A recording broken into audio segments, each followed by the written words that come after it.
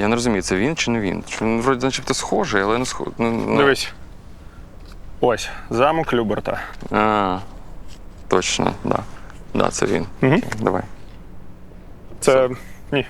Це податок на нові знання. Понятно. Ну що ж, друзі, не перший раз починаємо програму з поганих жартів, але я хочу вам сказати, що ми в Луцьку, і в меню в нас сьогодні їжа Волині. І, скажу чесно, у мене вже тенькає в животику, але перед тим, як починати їсти, треба розібратися, що ж таке Волинь. Антон. Давайте розбиратися. Волинь – це історично-культурний регіон, який, звісно, складається з Волинської області, але не обмежується нею. Рівненська область, частина Житомирської, Тернопільської, ба більше, навіть Львівської області – це все українська Волинь. Окрім цього, існує також термін «Велика Волинь», і вона простягається на схід Польщі та південний захід країни на літеру «Б». Взагалі, для багатьох наших співвітчизників Волинь – це загадковий клаптик в кутку української мапи. Хоча насправді це колиска української державності, яка народила українську повстанську армію, Лесю Українку, нашого першого президента Леоніда Кравчука, Пересопницьке Євангеліє, на якому всі президенти України приносять клятву, а ще Тартак і Віа Світість в кінці кінців. Ну ось, тепер ви все знаєте. А зараз ловіть анонс того, що на нас сьогодні чекає. Волинь – це дивовижний і дуже смачний край. Тут скрізь неозорі ліси, в яких мисливці готують косуль, а єгері варять карколомних раків з медом, якими Птушкін потім годує котів. Тут більше ніж 200 озер, і на їхніх пляжах дівчата на роверах продають легендарні пончики з малиною та чорницею, які можна з'їсти прямо на катамарані. А ще в цих озерах плавають вугрі. Так, ті самі вугрі, з якими ми замовляємо японські суші, але це наші, українські вугрі. І тут їх тушкують в сметані. Тут на місцевих ринках продають бички гарячого копчення і варені креветки. На місцевих землях будують просто фантастичні готелі, а в цих готелях подають вареники з локальним коропом, і мої діти вважають, що це дуже смачно. Смачно? Так. А в волинських містах можна знайти все – від базарно-вокзальних хот-догів та улюбленої піци Монатіка до автентичних ягідних супів та восьминогів, яким Птушкін знову годує котів. Кіска ліжить осьмінога в 4К. А в волинських селах можна знайти господині, які тушкують капусту в пічах, а свинячі кишки начиняють не м'ясом, а хлібом. А ще на Волині їдять їжаків та бобрів. І висновок у нас наступний. Волинь – це диво. І на це диво треба подивитися кожному українцю. Смачного перегляду. Дивіться, цьому місту майже 1000 років. І скидається на те, що за 1000 років тут мало навчитися смачно готувати. Отже, по традиції на першій шпальті у нас вулична їжа Луцька. Отже, Луцьк. Він камерний, затишний і класний. Тут древня вражаюча архітектура і купа закладів на будь-який смак. І гуляти тут якось дуже приємно. Все таке чепурне і охайне. Подобається нам. Ну все, їсти. Стрітфуд номер 1. Хот-доги. Це головна хот-дожна міста. Вона гарна, сучасна і хіпстерська. Називається «Собака». Доброго дня. Добрий день. Я хотів би базарний вокзальний хот-дог.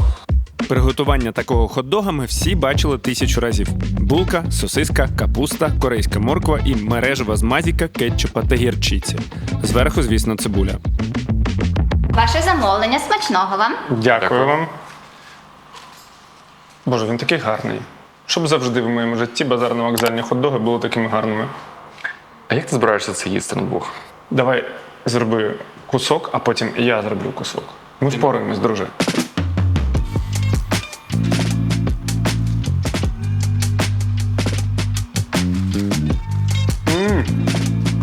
Це ж він. Це ж він?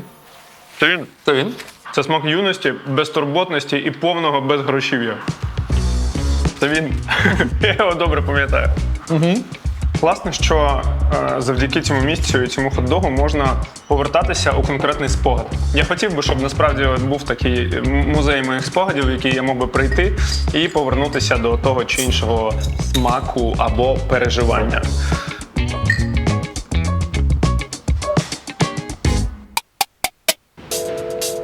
Стрітфуд номер 2. Шаурма. Це лафа. І весь Луцьк тут їсть шаурму. І ми їмо. Ось, дивіться, скільки всього тут продають. Головна шаурмяшня міста, і вона якась дуже кумедна. Тут купа якихось постерів з приколами, неонових вивісок, півасік тут написано. Тут пропонують пледи у вигляді лаваша навіть. Це дуже смішно. Але ми по шаурму. Можна нам, будь ласка, лафу з курочкою? лаваш, білий чесниковий соус на основі йогурта, томати, огірки свіжі, огірки мариновані, шпинат, грильовані цукіні, солодкі перці. А зараз треба зрізати куру гриль. Кладемо 2 жмені курки в шаву і вкриваємо зеленим соусом з кунжутної пасти, кріпу і петрушки. А ще тайським соусом світ чілі. Завертаємо і в гриль. Ось така грильовано-посмугована краса. Боже, яка подача. Будь ласка, Дякую. смачного. Клас. Я такого не бачив. Так, Ти такого не бачив? я такого не бачив. Давай, приходь одразу тут на двох. Ти не бачив такого? Ну, щоб отак подавали шаву, ні, не бачив. В цьому? Ти впевнений? Я впевнений, що я такого не бачив. Тримай. Блін, я не знаю, яка буде шаурма, але мені дуже подобається настрій цього закладу. Він якийсь кльовий просто. Тут класний, що називається, вайб. Ні, тут насправді будь-який заклад, в якому є душа, він апріорі класний. В цьому закладу є душа, тому що він прискіпливо зроблений. Якісь прикольчики, які взагалі не обов'язково робити, вони просто показують, що люди паряться. Але я саме про настрій, про фан, тому що душа може бути різною. Є дуже одухотворені заклади, але там якась інша форма естетики. А тут просто весело. Купа жартів, Да, всі ржуть, да.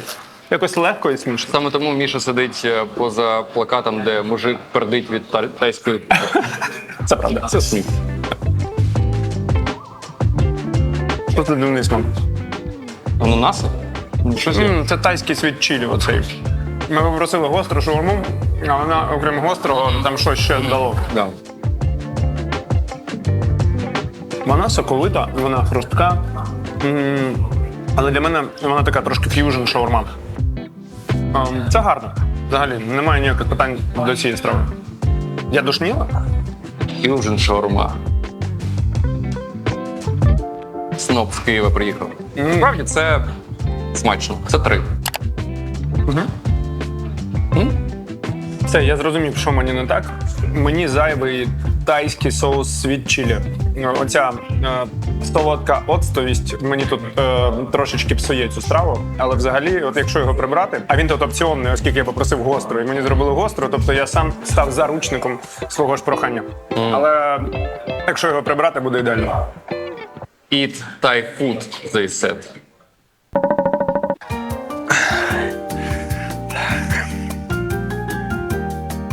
Замов чебурек. Ось тут і ось тут. Я замовляв. Це топ. Хоча ти такий, що тобі зараз хочеться більше салатику якогось, щось легке та вишукане, наче мама готувала. Ось сюди тицяй та замовляй. Я ось там це їв, це дуже добре. Міша, а чого ти мені зараз бачишся? З тобою все ок. Просто ми з Bold Food вирішили зробити колабу, і тепер страви, які ми з тобою відзначали в програмі «Їжа України» і поза її межами, будуть підсвічуватися моїм личком і фірмовим перчиком, щоб можна було скуштувати щось нове і дуже добре. Прикольно. Але я замовляю. Бульйон в позаду. Дай просто промокод і все. Окей, промокод тут.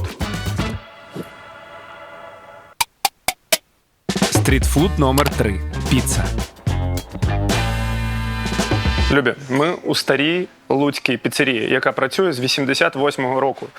Я не знаю, як вона називалася до 2019-го, але потім її перейменували в легенду. Це піцерія легенда, і це повністю відображує її суть. Сюди всі місцеві історично приходять на отаку малесеньку піцу. І зараз ми її замовимо.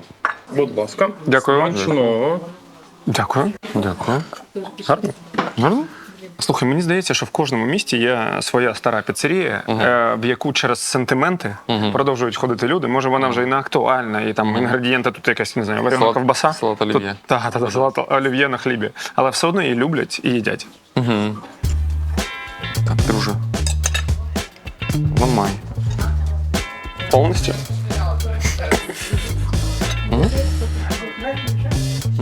Кориночка гарна.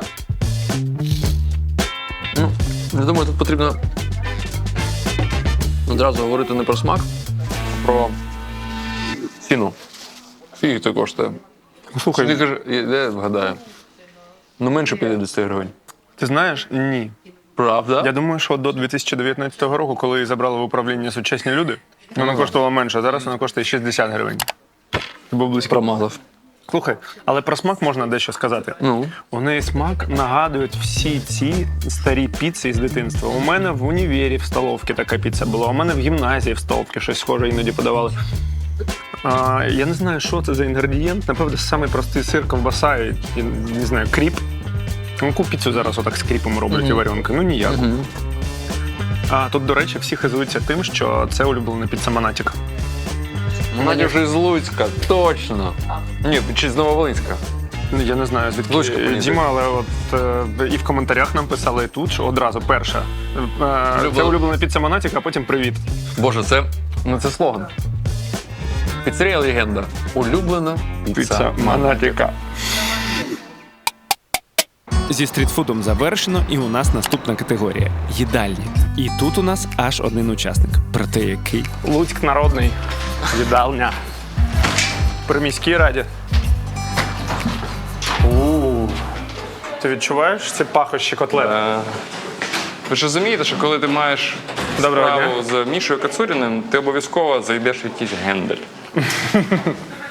Боже, як у вас гарно. Ой-ой-ой-ой-ой-ой-ой. Це комунальне підприємство «Їдальня номер 26» при міській раді. І тут є все. Відточки, котлети рублені, м'ясо по-французьки, соління, різнобарові компотів, корейська морква, капуста з олією. Ну я ж кажу, тут є все. Так, крок номер 1. Курячу парову котлету і гречу. Давайте малосольних огірочків. Біляш. Я не бачив біляшів вже 20 років. Можна мені, будь ласка, біляш? Компот. Дякую. До оплати буде 120 гривень. От стільки їжі, всього за стільки грошей. Це вау. Дякую вам дуже сильно. Оце ціни. Оце стиль. Оце краса. Основне – біляш, закуска, компот. Ні, ну це казка якась. Блін, я в столовках почуваюся прямо як вдома. Зараз станеться важлива їстівна реконструкція для мене. Останній мій біляш стався і регулярно ставався в Бердянському парку Шмідта біля моєї гімназії. Там їх подавали наступним чином. Ти ж в гімназії вчився? Я в гімназії вчився. Я гімназісточка. Отже, брали біляш і питали тебе, зверху вам кетчупа, гірчички чи все разом. Я завжди брав гірчицю, і це був мій стандартний обід. Ну що, привіт, давно не бачилися.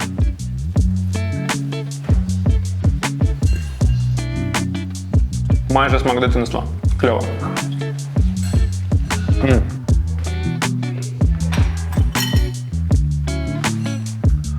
Це ідеальний обід.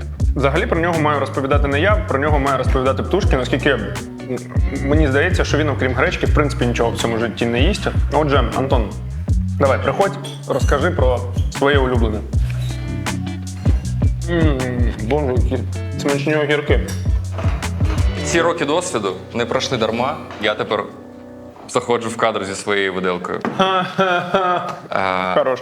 Але їжі у тебе своєї так і нема, Так і як і не було. Так і нема. Не все одразу. Це обідікус утилітарікус. Моя улюблена. Боже, як я давно цього не чув. Що тобі не подобається? Мені дуже подобається, просто це кумедно.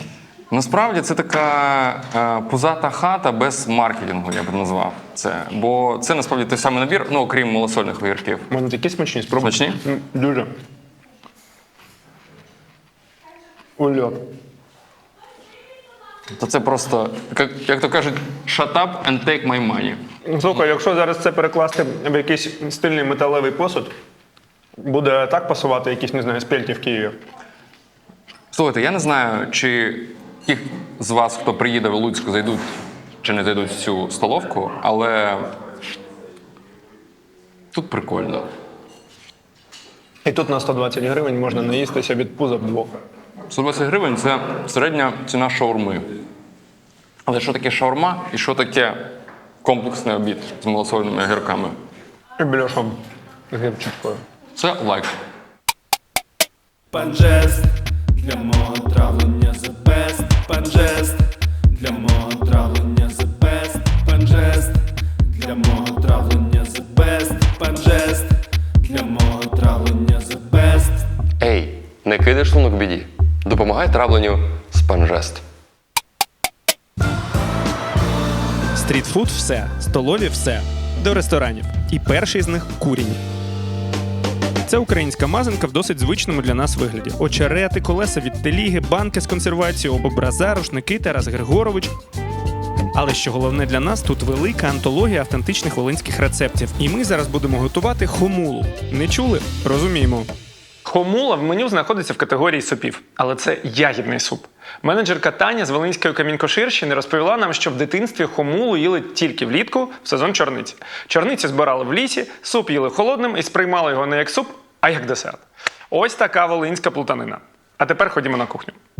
В складі хомули: чорниця, молоко, сметана, борошно, цукор. Висипаємо борошно, заливаємо молоком, помішуємо вінчиком, постійно підливаючи ще молока. Майже як з пюре. Мішаємо, мішаємо, мішаємо. Далі нагріваємо в сотейнику чорницю, засипаємо її цукром і також мішаємо, мішаємо, мішаємо. Заливаємо наш борошняно-молочний мікс, продовжуючи мішати, а точніше розхомулювати. Це ви тільки що дізналися секрет назви цієї страви. Хомула – це про консистенцію, бо її треба розхомулити. Готово. Боже, подивіться на цей колір. Відставляємо охолоджуватися, а потім, як охолоне, 2 ложки сметани і на стіл.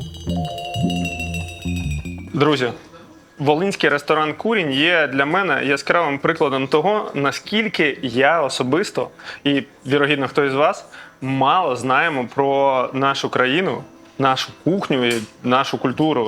Оскільки зазвичай ми звикли заходити в українські ресторани з чітким розумінням, що ми тут знаємо просто все. Давайте нам деруни, борщ, вареники, ми все знаємо. А що зараз? На цьому столі немає жодної страви, яку я коли-небудь куштував або навіть чув про неї. Давайте пройдемося. Отже, хомула. Бобовці першого дня, бобовці другого дня, мандричка, мазурики. Ви щось знаєте про це? Ну що, хомула.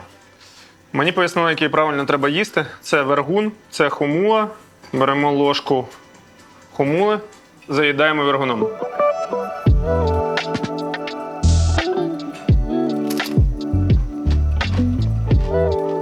Офігеть. Слухайте, я так розумію, що волиняни перші придумали називати компот супом. І тепер називають це холодним ягідним супом. Хоча це навіть не компот, це волинське ласі. Знаєте, є такий індійський напій, молоко, фрукти тощо. Це щось дуже схоже, але наше, рідне. Насправді це нереально смачно і нереально автентично. Я готовий, щоб всі супи в світі були такими. Вершковий, ягідний, густий, разом із хрустим вергунчиком. Фантастика.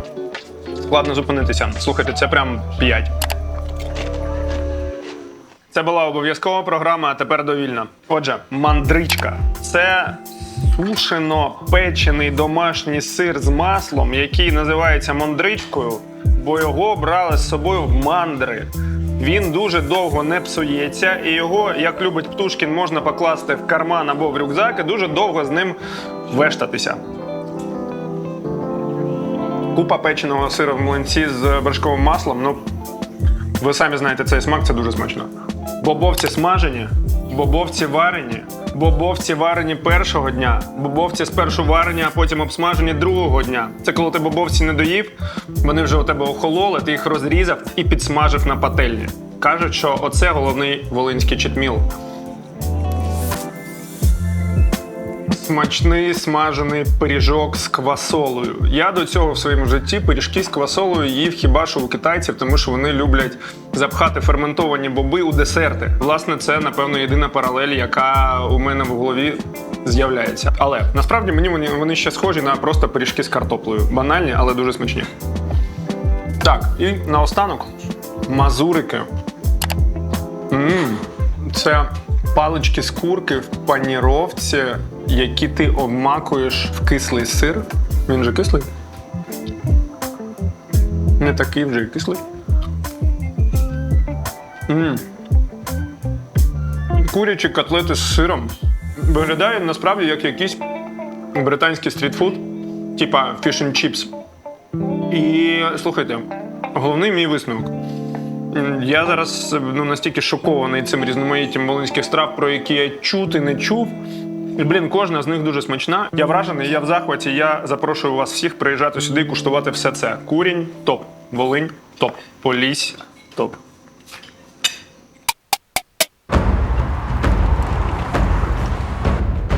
будеш каву чи завжди каву? Чекай, яка різниця, я не зрозумів. Будь ласка, я прошу тебе, не співай. Так скажи. Кава то з кофеїном, а завжди кава без кофеїну. І можна, коли не можна. Зрозумів. Скажи, будь ласка, є завжди кава з немолоком? Тобто, наче молоко, наче ні. Ну, поняв підкол? Якщо ти про безлактозне молоко, то звісно, що є. Поки що є лише на 17 АЗК по Києву, але згодом буде у кожному блоку. Смакує, як звичайна кава з молоком. Заїдь на Бог, там Не завжди співай!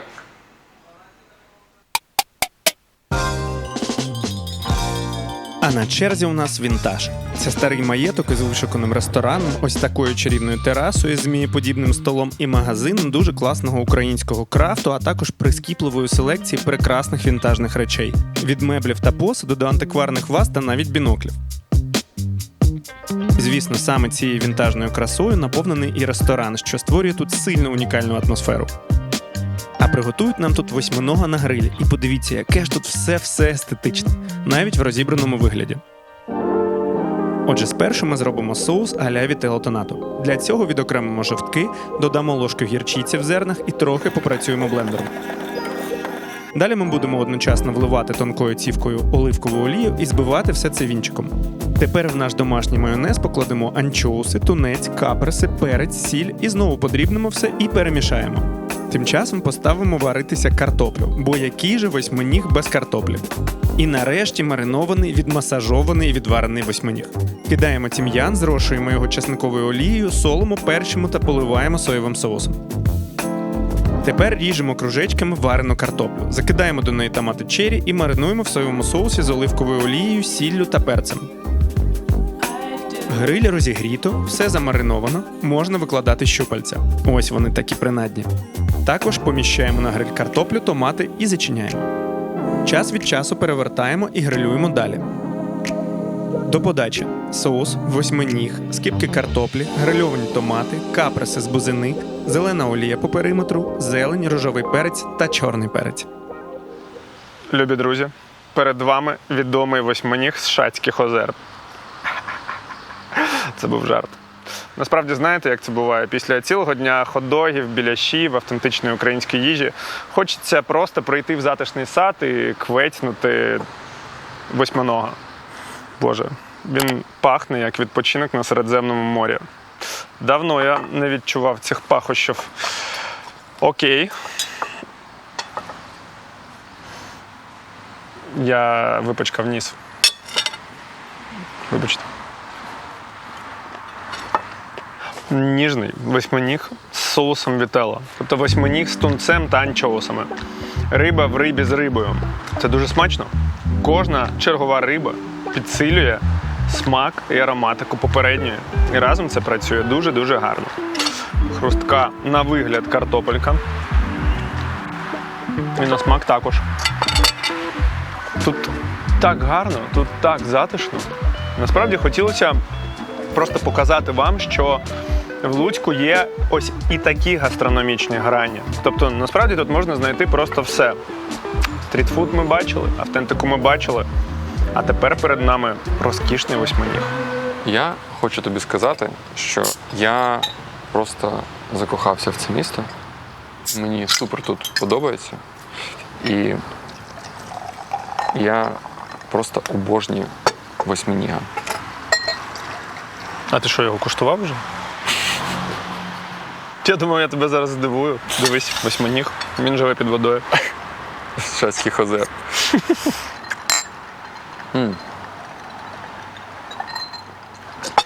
Міх, ти не проти, якщо я знаю, це не в рамках нашої програми, але я трошки поділюся з товаришем. Давай, друже. Я знаю, це буде занадто сильно, але слухай, мені здається, перший раз вона спробує восьминіга. Мені здається, що вона не хоче каперси з бузини. Що? Ти що, прикалуєшся? Ти таке бачив. Чому тебе це дивує? Тому що це восьминіг, це ж неймовірно смачно. Так, це ж для тебе неймовірно смачно. Ну, ладно. Дай їй, не знаю, Картоплю? молочка. Ну, картоплю дай. Послухай, по-перше, я тепер відомий продюсер по тваринам. Якщо твоя тварина... Точно. Я можу зняти твою тварину Слухай, в Луцьку, Солодко живе. Луцьк це насправді заможне дуже місто. Тому що тут навіть коти Це панська купецька кішка. таке. Отже, класне місто, класне місце і дуже смачно. Котечка. Ну давай.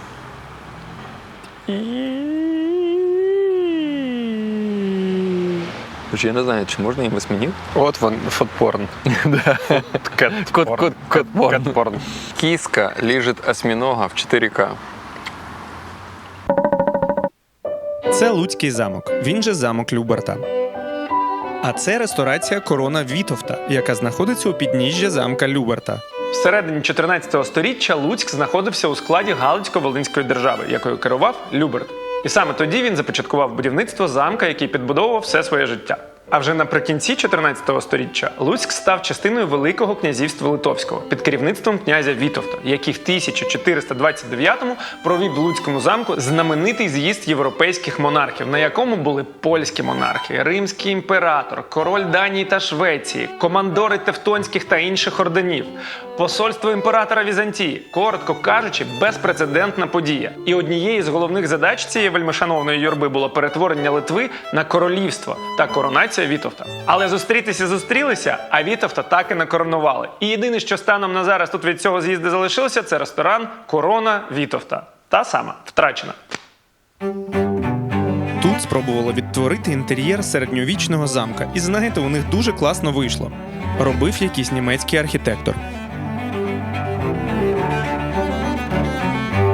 Височезні стелі, пітьма, все лаконічно величне, види на замок, висячі сади Семіраміди, орнаменти якісь геральдічні в балконах, графіка на стінах, латинські гасла, дракони чи гаргулії в перилах. Офігенно, да? Бачу, та. Супер круто. Цей ресторан дійсно справляє враження.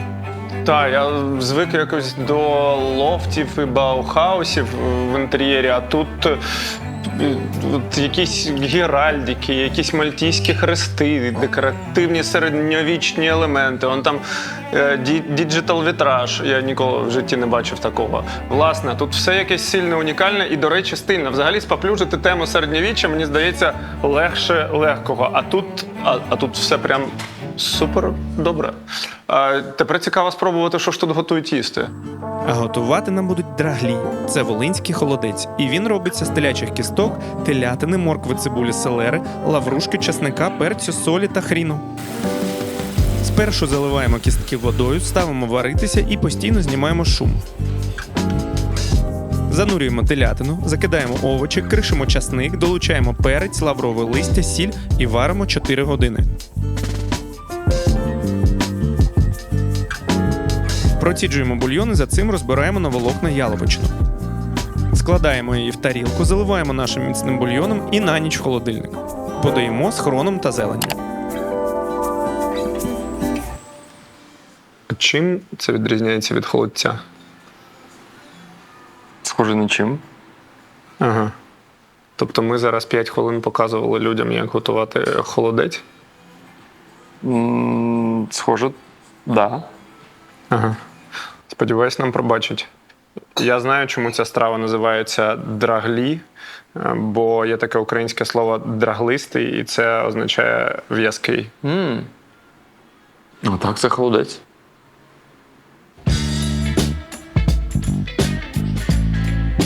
Це драглітверк. Це драг Це рейсинг. Давай скуштуємо. Давай. Драглі. Давай. Я люблю холодець. Правда? Конечно. Це ж корисно. Блін. Любити речі за те, що вони корисні, це дивно. Как то кажуть, якщо б спорт був полезен, то євреї гроздями висіли на турніках. Що як смішно. Я насправді з дитинства не люблю цю страву. І вона з'явилася тоді, коли у людей ще не було мікрохвильовок, а піч розпалювати було довго. І чесно, мені абсолютно не зрозуміло, навіщо у 2024 році їсти заморожений суп, якщо його можна підігріти. Клопотенко, це ти? Я не розумію, чому ти мене назвав Клопотенка. Ну, тому що ти говориш, як... Він так і каже? Ну, він просто Жека. обсирає всі ці радянські страви, але... Так це не радянська страва, це дуже стара, в тому числі, точніше, не в тому числі, попервах українська страва. Ну. Драглі – це, я так розумію, історична назва. Ну, да. Це не через Радянський Союз, просто я дійсно не розумію, нафіга їсти заморожений суп. Оце прикольно, чувак, бо це це форма. Ти змінюєш форму. Може, там содержання воно те саме, але форма прикольна. Рене Редзеппі – це ти? Так. У нас, бачите, сьогодні Жека Клопотенко і Рене Редзеппі. Це шеф-кухар Нома, найвідомішого ресторану світу. Клас. Напевно. Я, поки ти тут теревенів, я вже половину з'їв. Мені супер подобається. Офігенний холодець. Коли ти їш його з короною на голові, а це можна взяти. Починаю, слухай. Я вже забув, що у мене є корона. Да. І в таких просто антресолях, ну це просто неймовірно. Мені цей заклад подобається, не дивлячись на те, що я байдужий до драглів.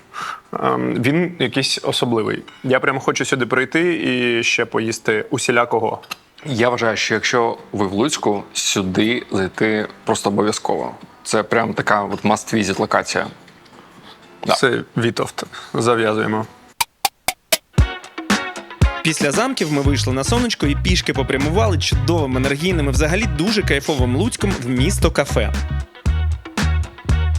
Друзі, пам'ятаєте випуск про Івано-Франківськ? Ми показували вам Urban 100 кафе.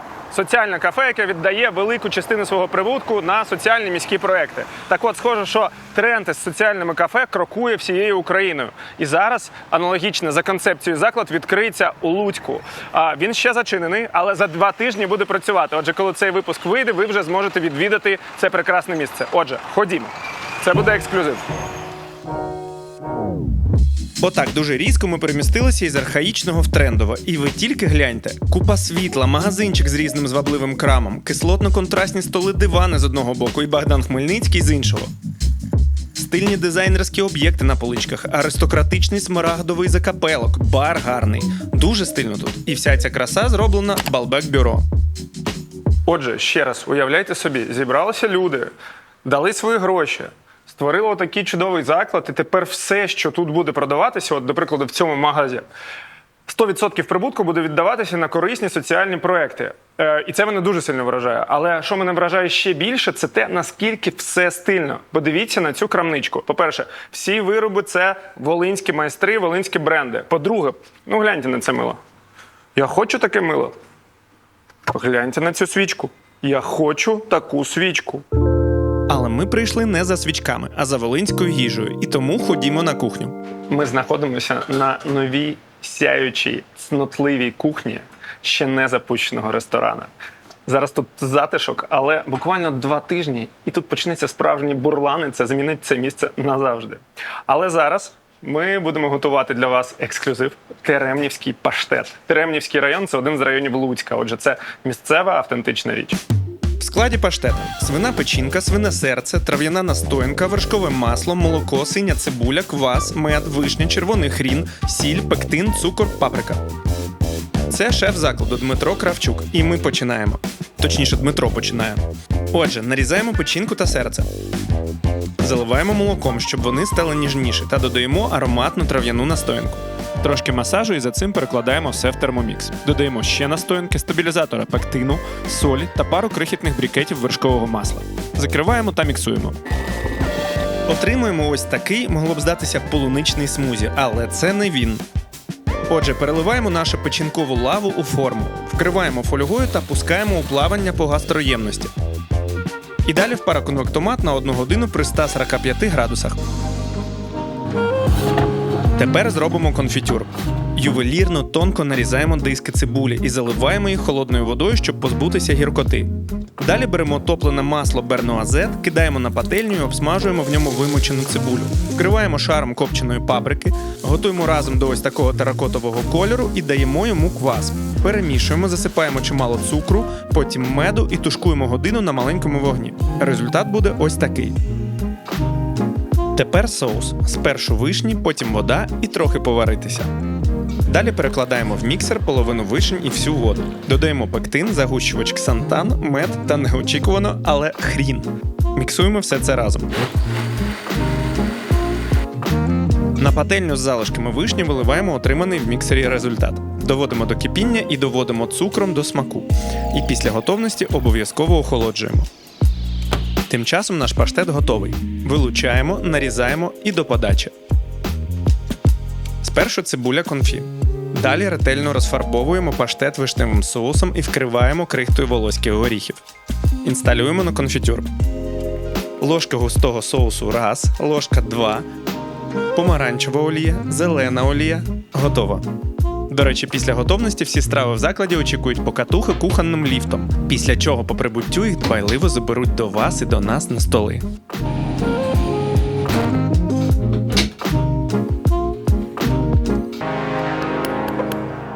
Дякую. Отже, це теремнівський паштет.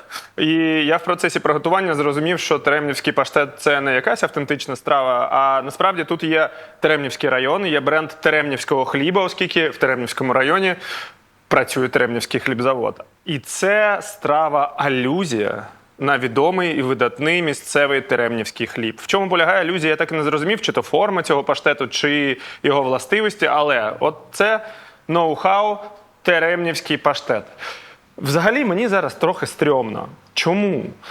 Ну, бо тут поєднали щось таке для мене незвичне. Серце, печінка, мед, наливки, вишня з хроном. Вишня, з хроном. Це що таке взагалі? Цибуля з квасом. Ну, я не розумію, як це все має поєднуватися. І ще й шеф сказав мені, що це смаки його дитинства. Серйозно? У нас таке, різне дитинство. У мене смаки дитинства – це бички смажені і пиво. Ладно, пиво пізніше з'явилося. Так. Реально хвилююсь.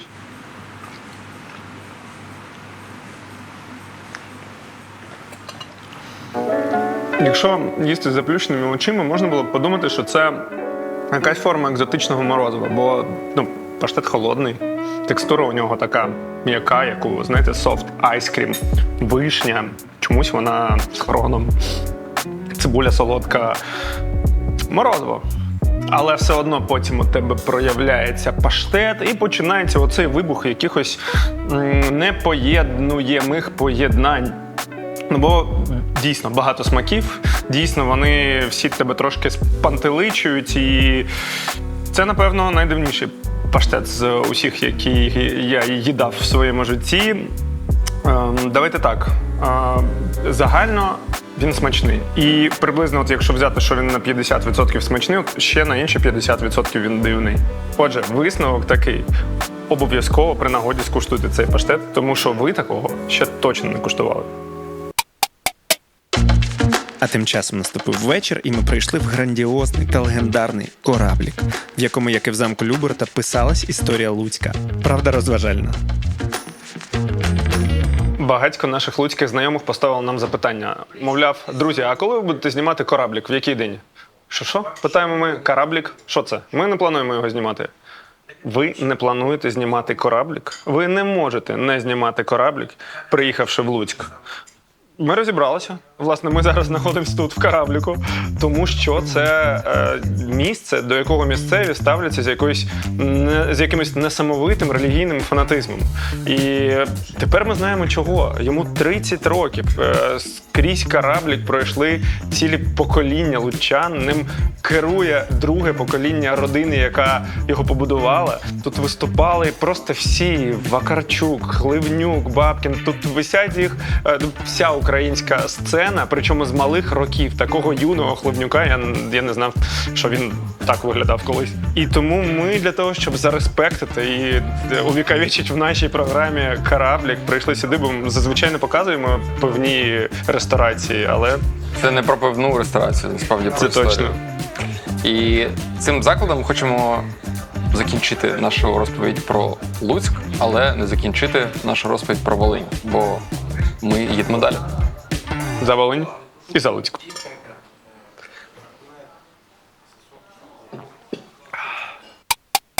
Друзі, у мене вже 3-й місяць триває збір на кейсивак для 24-ї бригади спільно з фондом «Повернись живим». Кейсивак – це така спеціальна автівка з ребом, дуже прохідна, яка евакуює поранених з лінії бойового зіткнення. Це дуже важлива річ, яка буквально рятує життя. Друзі, залишилося зібрати лише 1 мільйон гривень. І серед всіх, хто закине 200 плюс гривень на збір Антона, ми розіграємо новенький iPhone. Насправді за цей сезон їжі України ми розіграли вже штук 5-6 айфонів, тому це реальна можливість, по-перше, зробити корисно країні, по-друге, отримати класний подарунок. Отже, приймайте участь у зборі. Дякую вам.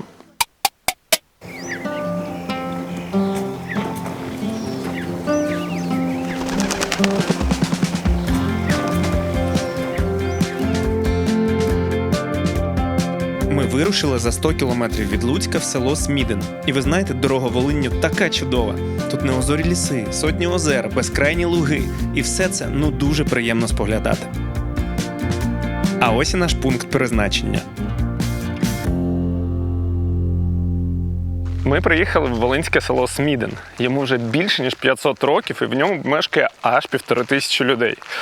Кожного року, один раз на рік на свято Воздвиження тут в кожній хаті готують смідинську капусту. Це частина місцевої нематеріальної, офіційно нематеріальної спадщини цього села.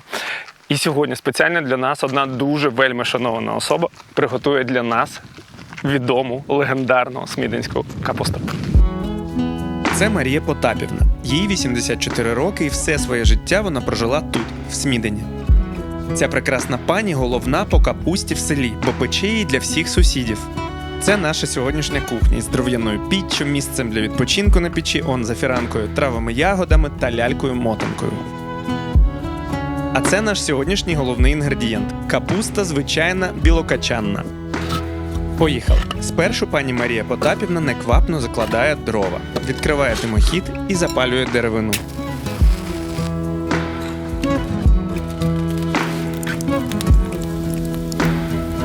Тепер треба замісити глину. Скоро дізнаєтесь, навіщо.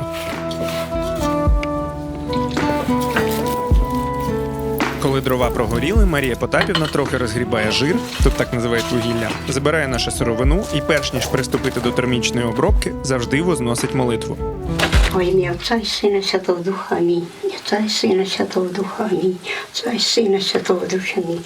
Боже, благослови цю піч, щоб капуста спеклася. Все, можна.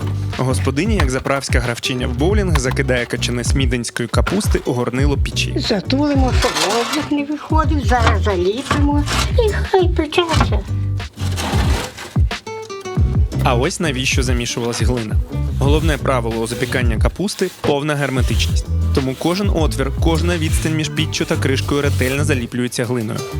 Все, перший етап роботи зроблений, і треба трохи зачекати. Бажано цілу ніч. А на ранок брама відчиняється, і капуста, яка стала чимось нагадувати обгорілий кокос, вирушає туди, звідки вона прийшла – у корзину. Тепер етап другий. Вже охолоджену капусту треба очистити, розрізати і врешті-решт нарізати на друзки. Порізали і висипаємо у глибоку миску. Тепер нашаткуємо солений огірок і в компанію до капусти. Далі часник. Подрібнюємо і відправляємо до попередників.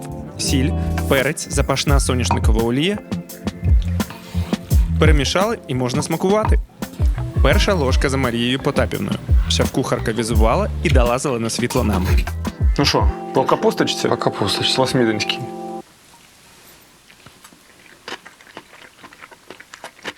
Ти так їв колись? Я намагаюся зрозуміти, що це. Звісно, що перша, це тушкована капуста. Так. Але в неї інший присмак. Знаєш, що вона мені нагадує? Ти куштував це. Карпати. Карпаччо. Да? Да. Граматика, друже. Граматика, Пам'ятаєш да, граматику? да. Огірки, Да. часник, домашня Гуслики тільки олійка. не вистачає. Так, гуцульська страва. Це з апгрейдом, з печеною капустою. Не просто з печеною капустою, а з капустою, яка була печена 12, вибачте мене, годин. Але, в принципі, це волинське мезе. Чому? Слухай, тому що воно якось іде в прикуску до чого завгодно. Хлібчик сюди, чесно кажучи, я би і від стопочки, від чарочки не відмовився. 100%. Хильнуть під цю справу хочеться. Слухай, ну взагалі цій страві сотні років. Тобто наші пра-пра-пра-пра-пра їли, пра-пра їли, батьки їли, тепер ми їмо. Це ж фантастика, що в Смідені зберігають ці рецепти, готують їх, навчають. Тепер ми теж приєднаємося і більше людей буде знати про це. Амінь. Амінь. Друзі, приїжджайте в Смідин, куштуйте смідинське. Нам дуже сподобалось у Марії Потапівни, і ми вирішили спробувати ще унікального і автентичного. І попрямували до сусідки Галини Тимофіївни, яка пообіцяла нам хлібну кишку. Це рецепт від бабусі пані Галини і працює це наступним чином. Наша господиня робить тісто, вода, дріжджі, сіль, борошно, все як завжди. А потім начиняє цим тістом свинячу кишку, так само, як зазвичай це роблять для створення ковбас. Кишка начиняється вщерть, зав'язується шворкою, викладається на деко і на годину в піч. Все, спеклася красуня. Ріжемо і подаємо. Перед нами смідинський багет. Насправді, якщо б я не знав і не бачив зараз, як ця страва готувалася, я би подумав просто, що мені порізали багета. Зараз я на нього намажу вершкового масла і з'їм. І все. Але є певний підлог. Такс. Класна шкоринка, до речі. Опа. Ой. А от такого з хлібом я не зустрічав. Окей. Мені дуже цікаво спробувати, що ж це таке. І в чому прикол. Ну, давайте так. Технічно, це ж хлібна ковбаса. Все те саме. Зазвичай кишку начиняють м'ясом, і у вас є ковбаса. Тут кишку начинили хлібом. І у вас хлібна ковбаса, яка виглядає, замаскувалася як багет. Їсть це все зі шкварками. До речі, нещодавно читав дітям книгу, не пам'ятаю вже яку, і там почув лайку таку народну. Чувака називали вишкварк. Тобто шкварки можуть бути ще й лайкою. Якщо вам треба когось образити, можете називати його вишкварком. Тепер, щодо смаку. Це хліб з якоюсь альтернативною скоринкою, в якій пахне ковбасою. Отже, якщо немає шкварок, можна просто їсти цей хліб без м'яса, але хоча б з натяком на м'ясо, який ви отримуєте через цю ковбасну шкоринку. Все. Взагалі зараз враження у мене таке, знаєте, як ніби я кудись в кіно сходив на ретроспективу, не знаю, Фасбіндера. Тобто якась архаїчна страва, незвичайна, супер цікава, насправді смачна, оскільки хліб, я не знаю, як ви, а мене хлібом не годують, дай хліба поїсти. Оце я шутканув. Смачно, цікаво, спробуйте. Накуштувавшись дивовижної волинської автентики, нам захотілося трохи спуститися на землю і просто з'їсти по знатному бургеру. І ми вирушили в місто Рівне, де на нас очікував Читміл. Читміл – це назва ось такого кайфового місцевого закладу. Ну подивіться, стиль, стара цегла, бетонна підлога, лампи а-ля Вернер Пантон, нічники задорні, антрісолька ось така затишна з вінтажними елементами. Ми піднялися на другий поверх червоною кліткою і не пройшло й хвилини якось. Дивіться. Дякую вам. Хай смакує.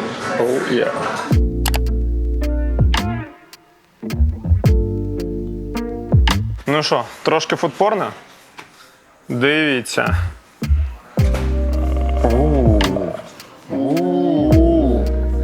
Сирний водоспад. Водограй.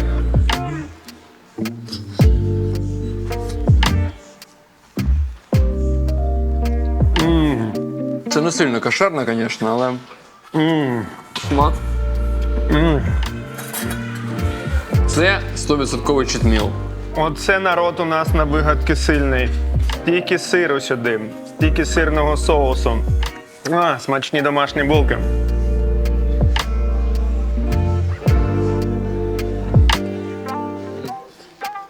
Ти пам'ятаєш, реально ще років 7 тому стильні, модні місця, я про ресторани, вони були тільки, мабуть, в Києві та в Одесі, А зараз ти виїжджаєш ледь не в будь-яке невеличке містечко, тут декілька сотень тисяч мешканців, і обов'язково є декілька суперсучасних хіпстерських закладів, які пасували би і Києву, і Парижу, і Нью-Йорку.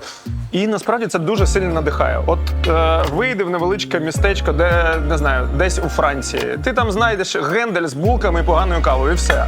А у нас отак. Це офігенно.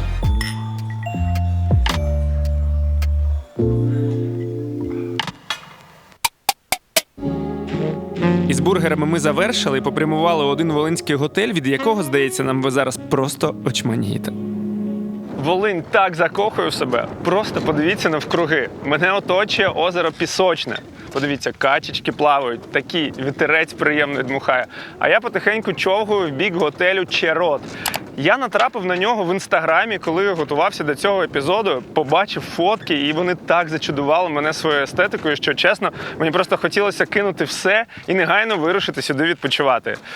І ось нарешті я тут, і просто подивіться на цю красу. Ви це бачите? Це українська Волинь. Це 3 просто запаморочливо прекрасні будівлі, вкриті очеретами, вписані в неосяжну зелену територію з лісом з одного боку і озером з іншого. Прямо тут, на території готелю, вирощують троянди, фермерські баклажани, помаранчеві перці, томати, кавуни, гарбузи, яблука, малину. І все це використовується на місцевій кухні. Всередині готель не менш чудовий, ніж зовні. Ось так виглядає хол, тут навіть є власна луна. Ось так виглядають номери, а ось такий з номерів дивовижний вид. А це ресторан, до країв наповнений різноманітною красою. І ось тут ми і зупинимось. Ох, тут така кількість усіляких класних детальок, декорів, неймовірного посуду. От, до прикладу, зараз я п'ю лимонад з пташечки. Це шеф Микита Кірнос, і приготує він нам сьогодні чорні вареники з волинським коропом. Для тіста нам знадобляться борошно, семола, чорнила каракатиці, яйця та оливкова олія. Для муса – білі гриби, біле вино, чебрець, вершкове масло, часник, цибуля, шалот, вершки, сіль та перець. Також нам стане у нагоді, власне, короб, лимон, петрушка, сметана, хрін, кріп та часник. Готуємо коропа. В випатрану рибу ми розміщуємо петрушку, поливаємо і робимо обтирання лимоном і засовуємо цей лимон в живіт. Зверху лимонна сіль, соняшникова олія, суміш перців горошком і запікаємо. А як запекли, то знімаємо шкіру і вилучаємо м'ясо у ємність. Дрібно нашатковуємо петрушку, закидаємо її в блендер, туди ж закидаємо рибу, вершкове масло, сіль та перець. Міксуємо. Фарш готовий. Переходимо до тіста. Змішуємо пшеничне борошно та семолу. Висипаємо на стільницю і утворюємо кратер. Розбиваємо та виливаємо яйця і відокремлюємо 2 жовтки. Далі ложки чорнил каракатиці і перемішати. Яйця втратили свій звичний колір і стали чорними. Ми перемістили їх у кратер і почали потихеньку замішувати з борошном. Домішуємо до переможного кінця. Формуємо сферу, поливаємо оливковою олією і завершуємо процес. Готово. Тісто на відпочинок. Відпочивши тісто, ретельно розкатуємо. І вирізаємо диски діаметром буквально 5-6 см. Розміщуємо в центр кожного рибний фарш і заліплюємо. Ось такий красунчик виходить. Далі ми зробимо мус. Для цього ювелірно наріжемо цибулю шалот та трошки сокирніше часник. Тепер пательня, олія, часник, цибуля, чабрець та біле вино. Обсмажуємо разом, забираємо зайве і вітаємо відбірні відварні білі гриби. Готуємо. Паралельно покришимо кріп та висипемо його на сметану. Додамо хрін і перемішаємо. Смажені білі гриби складаємо у блендер, долучаємо вершки та вершкове масло. Збиваємо разом. Варимо наші чорні вареники і по готовності починаємо плейтинг.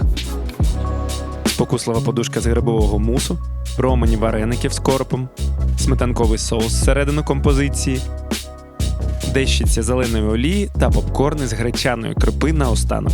Готово. Будь ласка, вареники Дякую вам. з коробом. Нехай смакує. Дякую. Чорні вареники з чорнилами каракатиці і волинським коропом.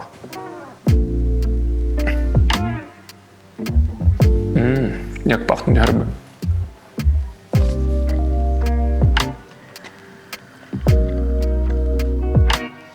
Мені здається, я один раз їв не вареники з рибою, а пельмені з рибою в Бессарабії. Ви це бачили? Рибно-пельменний хліб. Ну і, по-перше, це однозначно вишуканіше і смачніше. Дуже обширна палітра смаків. Тут і гострий хрон, і риба, і гриби, і кисла вершкова сметана, і зелень. От і ще й різні текстури, оскільки є і ніжні муси, і класне пружнє тісто, але і при цьому ще й хрусткий попкорн з гречки. І от разом все це працює, як сказав би Антон Птушкін, mind-blowing.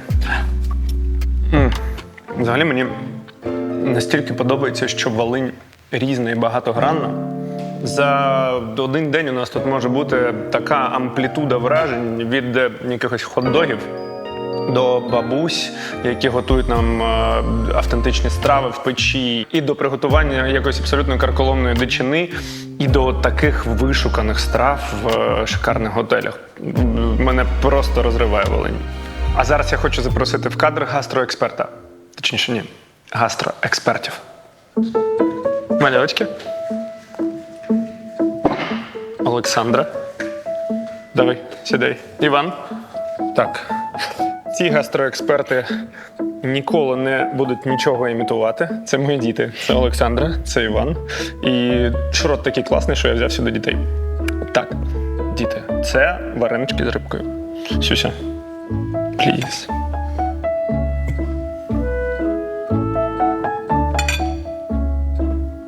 Так, давай, ти, Іван. Тобі допомогти, чи ти сам?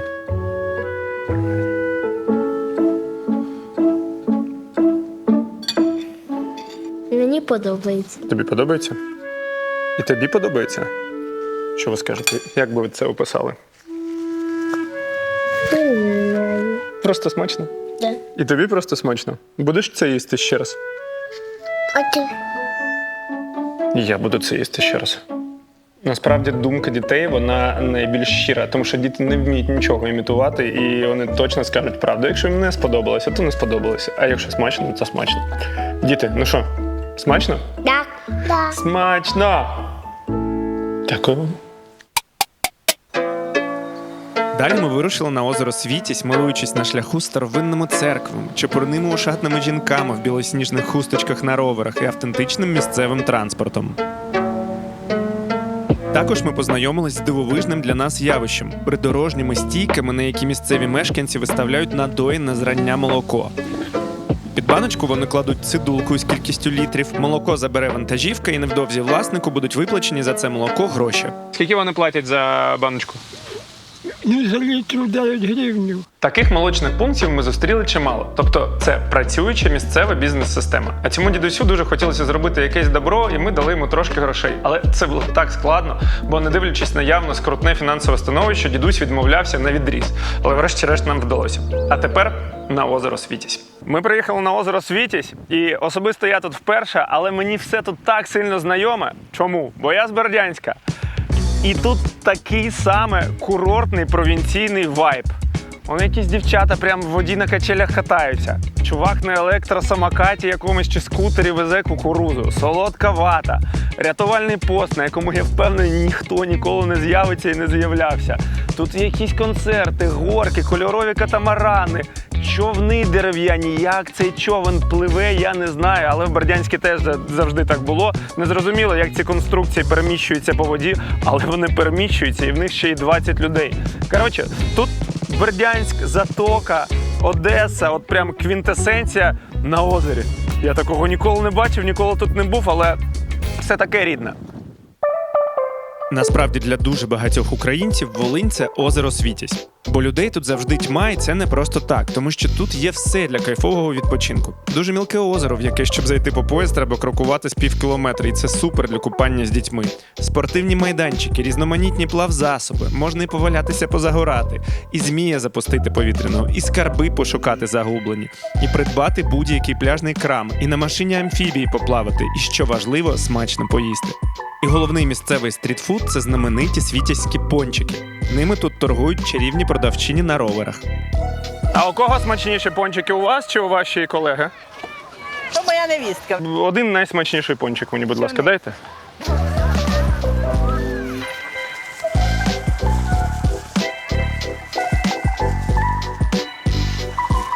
Скільки з мене? Давайте вже для вас по 40. 3 у 4 буде 120. А давайте для вас я 200 за ці 3 дам. Добре? От ми з вами договор. Дякую, гарного дня вам. Дякую вам так.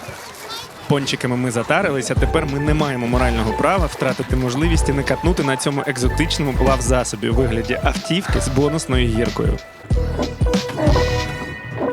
Боже, як же мені тут добре. Плавав би так весь день. Це головний світязький стрітфуд. От як на одеських пляжах ходять і продають кукурудзу, тут насправді теж продають кукурудзу, але стрітфуд номер 1, точніше, бічфуд номер 1 – це пончики. Отже, подивіться на цю спокусу.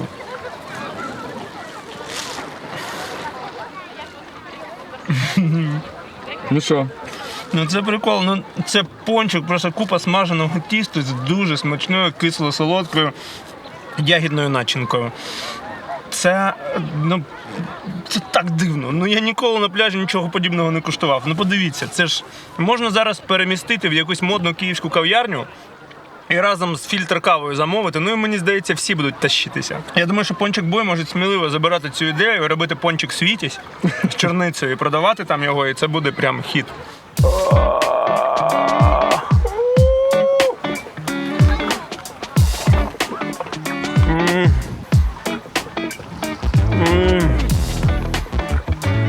Всі казали, що у нас найсмачніші з чорницею, але ні, найсмачніші з малиною, причому з величезним відривом. По-перше, Боже, скільки ж її тут. Гляньте, яка вона вродлива. Хліб просочився малиною, і є таке відчуття, що я намазав величезну кількість бабусіного варення на бутерброд, точніше на хліб, просто на батон білий, знаєте, такий з магазином. Але у нього ще є скоринка і тут купа цукрової пудри. Блін. Ти, звісно, тут мені нічого не залишиш. Ну, я, чесно кажучи, не знав, що ти взагалі будеш їсти. Я думав, ти тільки знімати будеш. Давай. А це дружба, по-твоєму, так? Це робота, друже. Це робота. Ой, ну це прям. Ну воно солодке-солодке. Ну це ж пончик. А який ще може бути пончик? З купою цукрової пудри. Ну я просто висмоктав всю малину, вибач. Так ти смактальщик. Малино-смактальщик. У мене таке дивне відчуття. Ми зараз на озері, але тут якийсь абсолютно морський вайб. Та блін, слухай, нам сказали, що у мужичка на ринку найкрутіші пончики, але ні, у дівчат на велосипедах. Да? У дівчат на роверах. Ну подивись, скільки малини. Розкрий. Глянь. Це не малина. Ой, це черниця. Це афіни. Коротше, вердикт такий. Приїхати сюди, на Шацькі озера, на Світязь, і не скуштувати ці пончики, ну це як не приїхати на Світязь. Угу. А приїхати сюди треба обов'язково. Ми вже це чітко зрозуміли. Ми ще трохи поплавали, точніше, як кажуть моряки, походили озером і попрямували в кафе. Ось воно, мамина піч. Це і кафе, і апартаменти, і готують тут майже все в печі на березових дровах. Ось такі столи тут під зонтами з очерету, альтаночки мальовничі, купа квітів різнобарвних і цілих 2 печі. Обидві, як то кажуть, на ходу.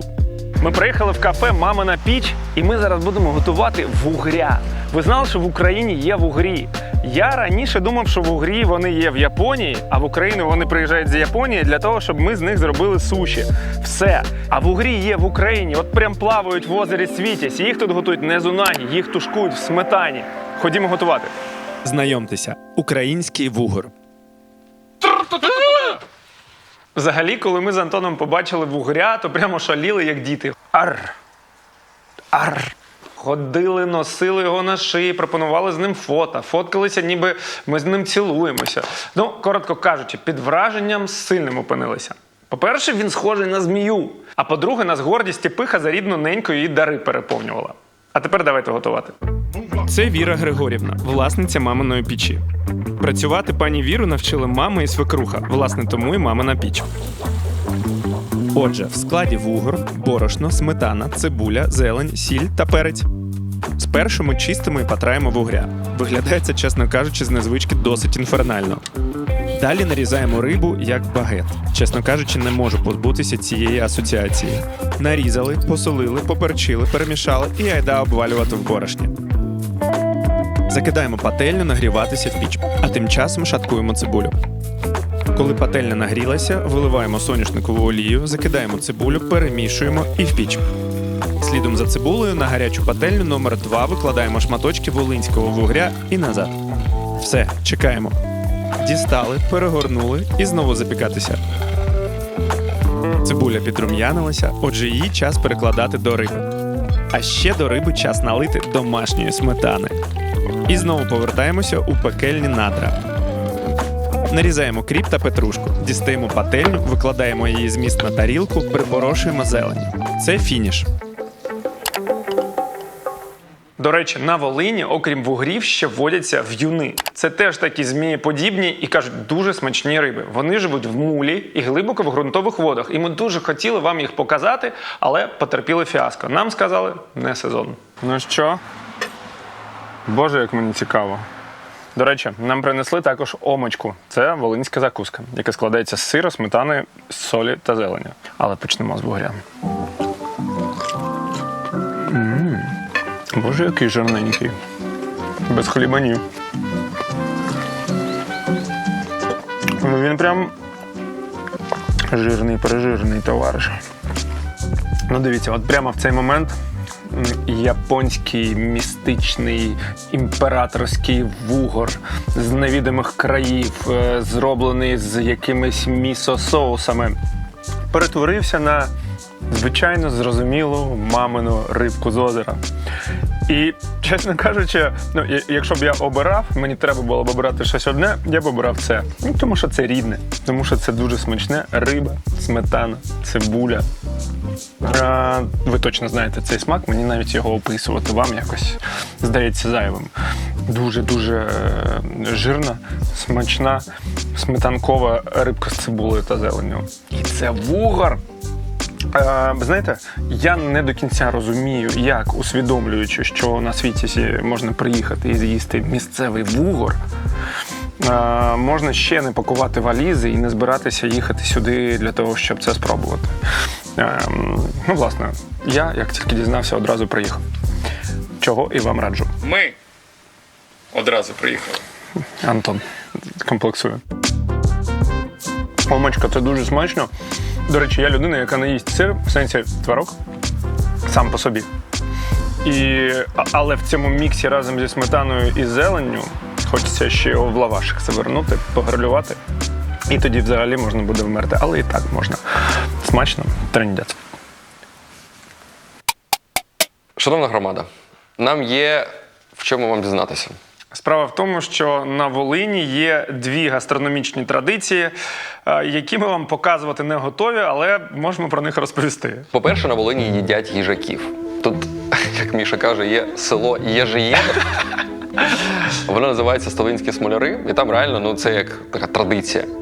Єдине, що важливо, що їжаки переносять сказ, і просто їжака з лісу їсти не можна, тобто їх спеціально вирощують. І друге – це бобри. На Волині їдять бобрів. Вони в червоній книзі. Але, знаєте, тут ось так. Просто переповнені враженнями ми вирушили на рибний ринок у озера, бо кажуть, там є чим поласувати. Ось він. Ви погляньте, яке різноманіття. Риби сушені, копчені, ікра, балики, раки, креветки, продавчині заповзяті.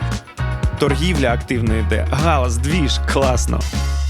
Гарячого копчення бички ніколи не куштував, до речі. Я людина з Бердянську, яка виросла на бичках, таких бичків ніколи не куштував. Мамоньки. Тримайте, дівчат. Ну що, ходімо далі. Ой, які мухи гарні. А давайте мені паличкою карася. Тримайте.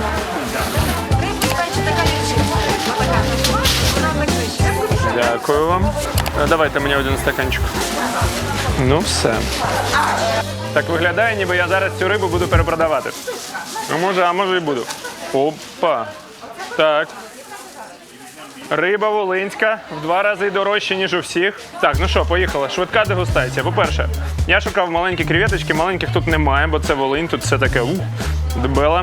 Я, до речі, сумніваюся, що це креветки з озера Світязь, але вони є і це канонічно. Креветка може трошки читерська, але смак той самий. Куплю зараз 3 стакана, буду їсти в тачці. Однією рукою рулю, іншим креветкам. Але оце, напевно, для мене програма номер 1. Я ніколи в житті не бачив бичків гарячого копчення. Прикиньте, боже, яка шкіра. Подивіться на це м'ясо. Воно як осіння опавша листва. Майже червоно-гаряче. Ну, це розрив. Недарма бичок – це кормілець Бородянська. Він завжди смачний, в якій формі його не приготує. Тут на Волині його приготували особливо затєльово. Дуже смачно. Дуже, блін. Це нереально. Клас. Так, і ось тут мені видали рибу чіпсу. Питаннячко. Якщо б я не знав, що так задумано, я б, напевно, образився.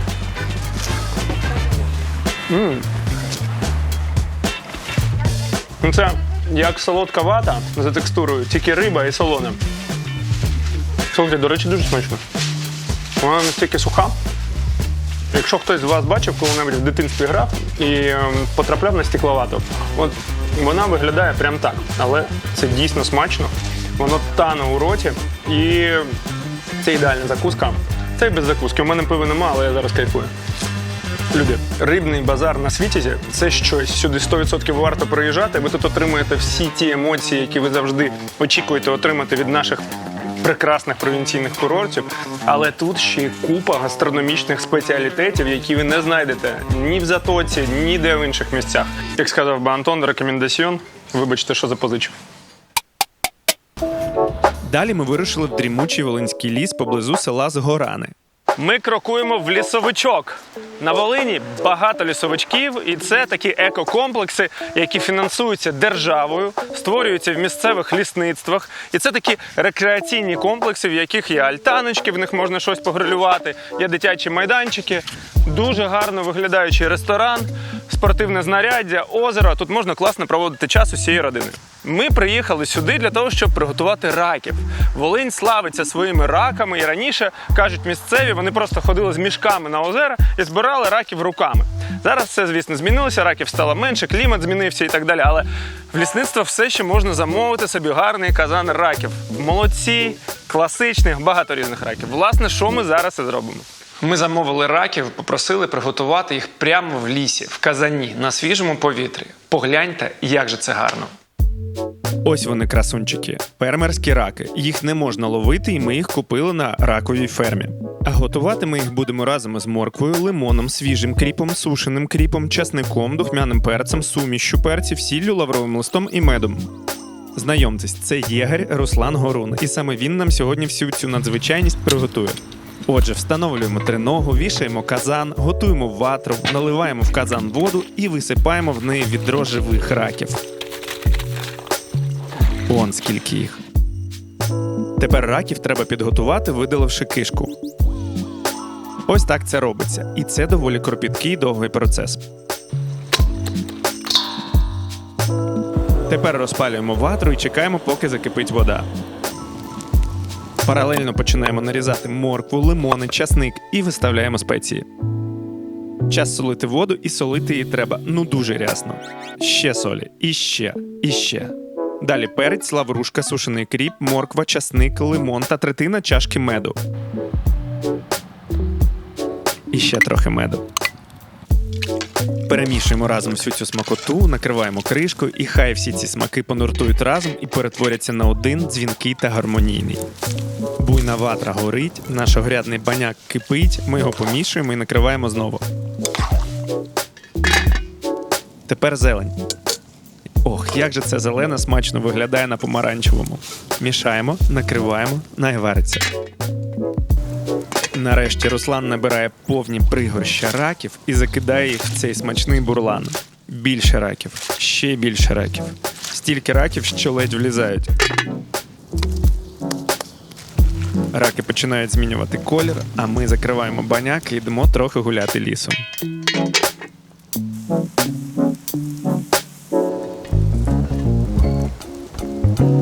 Просто погляньте, які кольори. Раки виглядають мега апетитно. Червоне, зелене, жовті лимони, язики полум'я, колористика дивовижна. Буквально 15 хвилин після закипання і можна знімати. Подивіться на них. Раки готові. Подивіться, яка Волинь багата на дари природи. На дари річок та озер. А скільки тут озер? 80 чи щось там? Більше 200. Нічого собі. Майже Канада. Ну, в Канаді трошки побільше, разів так декілька тисяч, але да, тут багато озер, тут же, власне, найбільше озеро, прісноводне озеро України знаходиться. Це Світязь. Скажи мені, ти лобстерів куштував колись? Угу. Доводилось. А тепер скажи мені, лобстери чи раки? Чесно, для мене ані те, ані друге. Ти серйозно? Я не дуже люблю ракозавр. Офігеть. Угу. А креветки любиш? Да, напевно, так. Добре. А лобстери чи гречка? Звісно, гречка. Просто подивіться на цю людину. Спершу треба всмоктати рака хорошенько. Давай я тебе буду вчити. Що таке смоктати? Бери рака. Береш і... Що ти мене розводиш? Я не розвожу тебе, я так завжди роблю. І смоктаєш от всю цю рідину, бо вона неймовірно смачна. Смачненько, да? Да. Тепер клешня. Ну, клешня. Угу. Я обожнюю раків. У мене вони, напевно, входять в топ-10 продуктів, які я би обрав, якщо б треба було обрати лише 10 до кінця життя. Єдине, що у мене проблема домашня з замовленням раків. Вони сильно псують манікюр моєї дружини, тому вона весь час відмовляється, коли я кажу: давай замовимо раків. Ні, мені треба гарний манікюр. Слухайте, я хочу, поки ти говориш про манікюр. Блін, смачно. Тобто тобі просто ок? Я хочу сказати взагалі про цей плейс, про це місце, бо я здивований. Це такий, умовно, суспільний майданчик, де навіть дрова, вони free-fall. Тобто ти можеш приходити, просто брати дрова, якщо тобі потрібні розводити багаття, там жарити щось. І мене це так дивує, бо це начебто такий шматок Європи. І це прям так круто. Навіть прям... Америки, так? От вся ця інфраструктура, яка в Америці зроблена для РВ, для будинків на колесах, якась з купою речей загального користування, зі спільною лаундрі, зі спільним якимось мангалом. Мені хочеться сказати, що в цьому сенсі волиняни прийшли до нас. Волиняни можуть бути реально пишатися своїм регіоном, і це настільки працює, мені здається, в тому сенсі, що ти сплачуєш податки, бачиш, куди вони йдуть, от на благоустрій. Так, насправді більше за все вражає, що це державне, і це профінансовано державою. І ладно, це було б одне місце, але ми проїхали таку кількість цих лісовичків. Я був впевнений, що це якесь приватне підприємство, а це зроблено за державні кошти. Фантастика. Да. Ну що, за Волинь? Да, за Волинь. Неймовірно красива картинка і наповнення теж.